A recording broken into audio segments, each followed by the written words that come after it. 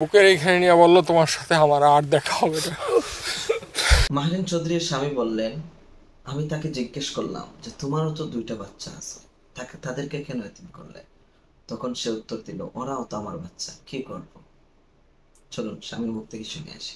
লাস্টে একটা কথাই বলছে যে আমার হাতটা একটু ডান হাতটা দিয়ে বলছে আমাকে একটু শক্ত করে ধরো ডান হাতটা। বুকের এইখানে নিয়ে বললো তোমার সাথে আমার আর দেখা হবে না। আমাদের সবাইকে ফাঁকি দিয়ে চলে গেছে। আমার দুইটা বাচ্চা আছে ছোট ছোট, সেই দুইটা বাচ্চাই দিয়ে হয়ে গেল। মাহিন চৌধুরী আমার ওয়াইফ, আপনাদের বগলা গাড়ির মেয়ে। এখন কালকের ঘটনাটা এরকম হয়েছে, খুবই দুঃখজনক ঘটনা। মানে এটা হলো আনএক্সপেক্টেড একটা জিনিস। অনেক বছর যাবতীয় মাইলস্টোন স্কুল অ্যান্ড কলেজে চাকরি করে, সেই সুবাদে প্রায় 17 বছর। সেখানে সে পর্যায়ক্রমে টিচার থেকে সে কোঅর্ডিনেশনের দায়িত্ব পায়, কোঅর্ডিনেটর হয়েছে, এবং যেই বিল্ডিংয়ে বিমানটা ক্র্যাশ করছে ওই বিল্ডিংয়েরই সে কোঅর্ডিনেটর ছিল। তো ইন দ্য মিন টাইম স্কুলে বাচ্চাদের ছুটি হয় নর্মালি 1টা থেকে 1:30টার ভিতরে, সেকশন ওয়াইজ 5 মিনিট গ্যাপে গ্যাপে। তো 1টা থেকে যখন স্কুল ছুটি হয়েছে তখন বেসিক্যালি কোঅর্ডিনেটর আইসার সামনে দাঁড়ায়, টিচাররা যার যার বাচ্চা নিয়ে আইসা প্যারেন্টসদের কাছে হ্যান্ড ওভার করে। তো ঠিক ওই মুহূর্তটাই 1:06-এর দিকে মেবি এরকম 2-4 মিনিট আগপিছ হইতে পারে, ঠিক এই সময়ই এয়ারক্রাফটটা আইসা একেবারে ঠিক যেই জায়গায় তারা দাঁড়ায় বিল্ডিংয়ের মুখে, যেই দিক দিয়ে বাচ্চারা বের হবে ঠিক ওই মুখের ওইখানে আইসা তারা ক্র্যাশ ল্যান্ডিং করছে। তারপর ওটা এক্সপ্লোশন হয়ে ভিতরে ঢুকে গেছে ক্লাসরুমে, কিছু বাচ্চা ওইখানে উন্ডেড হয়েছে। এখন মাহিরিন মিস ভালো ছিল, ওর বাচ্চাদের বাঁচাইতে গিয়ে আসে কিছু বাচ্চা বের করেও নিয়ে আসছে।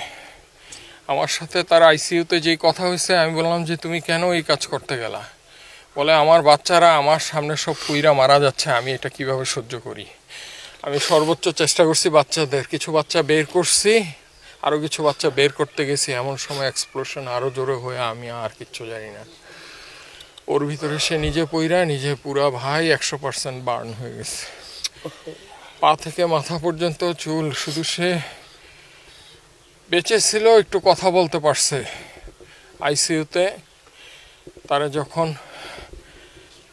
মানে আইসিইউতে যখন তাকে চিকিৎসা নিছে এবং তাকে যখন লাইফ সাপোর্টে নেওয়ার আগ পর্যন্ত সে লাস্টে একটা কথাই বলছে যে আমার হাতটা একটু ডান হাতটা দিয়ে বলছে আমাকে একটু শক্ত করে ধরো ডান হাতটা।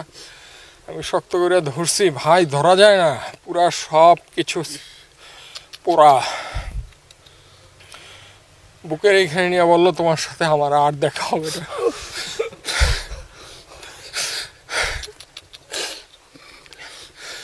এরপরে ভাই ভেন্টিলেশনে নিয়ে যায়, এর 1-1.5 ঘন্টা পরে কার্ডিয়াক অ্যারেস্ট করে সে পৃথিবী থেকে বিদায় নিয়ে, আর সে আমাদের সবাইকে ফাঁকি দিয়ে চলে গেছে।